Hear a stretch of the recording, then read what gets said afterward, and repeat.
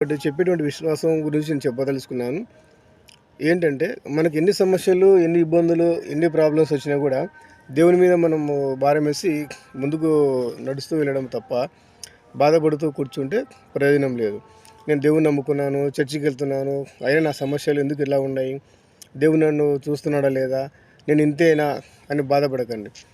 బంగారమైనా సరే కొలిమిలో కాలంది. అది ఒక దాన్నేమంటారు? ఒక వస్తువు లెక్కల గానీ, ఏ విధంగానూ తయారు గాదు. ఒక రాయినైనా సరే, ఒక శిల్పంలాగా దాన్ని చెక్కితేనే అది ఒక రాయి వచ్చేసి ఒక విగ్రహం, ఒక దేవునిలా పూజింపబడుతుంది. కాబట్టి సొసైటీలో నిందలు, అపనిందలు ఎన్నో జరుగుతూ ఉంటాయి. అవన్నీ మనమేం పట్టించుకోకూడదు. ముందుకెళ్ళిపోతూనే ఉండాల. కాబట్టి యోబు గ్రంథంలో కూడా యోబు ఎంతో విశ్వాసంగా, ఎంతో నమ్మకంగా, దేవుని మీద ప్రేమతో, ఎంతో భయభక్తులతో జీవిస్తూ ఉంటాడు. సాతాను ఎన్నో సందర్భంలో యోబును నాశనం చేయాలని ట్రై చేస్తూనే ఉంటది. కానీ ఏం జరుగుతది? దేవుడు సాతానుకు ఏమీ అప్పజెప్పడనమాట. యోబును కాపాడుతూనే ఉంటాడు. అలాగే మహాబలుడైనటువంటి సంసోను కూడా సింహాన్ని జయిస్తాడు. కానీ ఒక స్త్రీ వల్ల తన జీవితాన్ని నాశనం చేసుకోగలుగుతాడనమాట.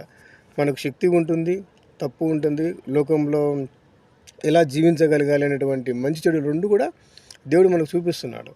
అది నీ చేతిలోనే ఉంది. నువ్వెలా వెళ్తున్నావు? ఏంటి? ఇది సరైన దారా కాదా? అనేది మన చేతుల్లోనే ఉంది.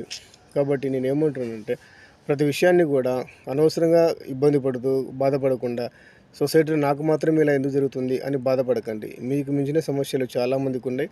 అందులో కూడా మీరు చిన్నవాళ్ళే అని మీరు గ్రహించి, దేవుని మీద ప్రేమ, భయభక్తులతో మనం ముందుకు వెళ్ళాలని మీ Maila Devadas. Thank you so much.